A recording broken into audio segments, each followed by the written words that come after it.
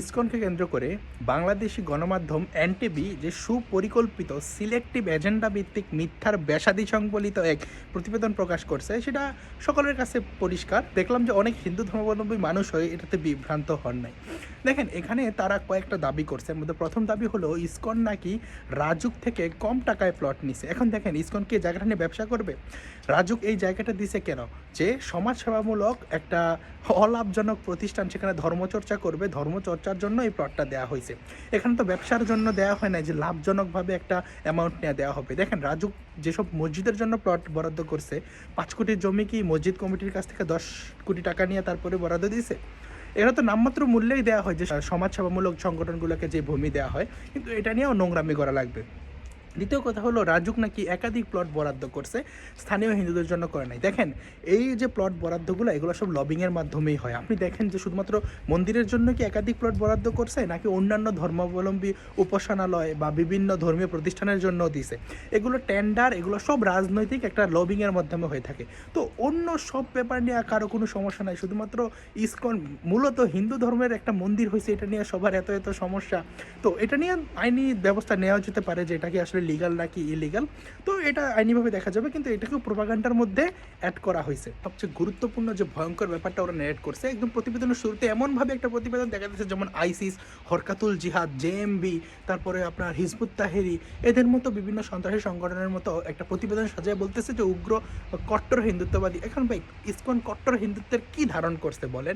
কোথায় সহিংসতা করছে একটা ডানপন্থী সংগঠনের মতো? ইসকন কোনো রাজনৈতিক সংগঠন? ইসকন হরিনাম প্রচার করে, যেটা ধর্ম প্রচারের সবচেয়ে নিরীহ একটা মাধ্যম। এখন অনেকে এর নিচে কমেন্ট করতেছে জঙ্গি সংগঠন ইসকন। আরে, ইসকন জঙ্গি সংগঠন কীভাবে হয়েছে? ইসকন জঙ্গি সংগঠন হলে ইসকনের কোন নেতাকে সে আটকানো হয়েছে অস্ত্র নিয়ে? কোথায় ভিসা বাদ দিয়ে পাঠাই দেওয়া হয়েছে? ইসকন কোথায় জঙ্গি কার্যক্রম করছে? দেন বলছে ইন্দোনেশিয়া, সৌদি আরব। সৌদি আরবে অন্য কোনো ধর্ম প্রচার করতে দিবে নাকি ইন্দোনেশিয়ায় দিবে? এখন উদাহরণ দিবে মালয়েশিয়ার কথা, এখন উদাহরণ দিবে সিঙ্গাপুরের কথা। এই দেশগুলাতে যে কোনো ধরনের ধর্ম প্রচারেই মানে একদম রেস্ট্রিক্টেড। যেমন চায়নার কথাও বলবে, চায়না তো কমিউনিস্টদের দেশ, সেখানে হিন্দু থেকে মুসলিম সংখ্যা বেশি। এবার কি ঈদের নামাজ সব জায়গায় পড়তে দিছে? তো এইসব ব্যাপার নিয়ে একটা প্রোপাগান্ডা সাজাইলে কি হইলো? আরেকটা বিভাজন ক্রিয়েট করার চেষ্টা করতেছে যে আদি হিন্দুদের জন্য এত দরদ উতলে পড়ছে। তো হিন্দুরা যে এত বছর ধরে নির্যাতিত, ভাই আপনাদের দরদ কই? কার কতটুকু দরদ হিন্দু সম্প্রদায়ের মানুষকে জানে না? খুব প্রচুর হাসাহাসি করতেছে এগুলো নিয়ে যে এত দরদ উতলে পড়তেছে কেন। দেখেন, আদি সনাতনী এসব আমরা মানি না, এসব বর্ণ তফসিলি যন্ত্রণায় আজকে বাংলাদেশের হিন্দুদের এই অবস্থা। আমরা নিজেরা তো মানি না। ইসকন আমাদেরই সংগঠন, আমরা রাধাকৃষ্ণের আরাধনা করি, ইসকন কি তা করে না? তাহলে এখানে ইসকনের সংগঠন, আদি সনাতনীর সংগঠন, এসব হইল কেন? মানে ইসকন যেভাবে প্রচার করতেছে, মানে তাদের একটা সাংগঠনিকভাবে ধর্ম প্রচার করতেছে, এটা অনেকে সহ্য হইতেছে না, এই কারণে ইসকনের পেছনে চলে গেছে। লাস্টে একটা কথা বলি, আপনারা যারা, আমি দেখছি যে বেশিরভাগ হিন্দুরাই এ ব্যাপারটা নিয়ে বিভ্রান্ত না, বুঝতেছেন যে ইসকনকে নিয়ে কীভাবে ষড়যন্ত্র করা হয়। কিন্তু যারা 1% বিভ্রান্ত হতেছেন তাদেরকে বলি, এই যে বিক্রমপুরে ইসকনকে নিয়ে একটা বড় নাটক সাজাইলো, এক হুজুর যায় নিজে উলঙ্গ হয়ে শুয়া বলছে যে আমাকে ইসকন অপহরণ করছে।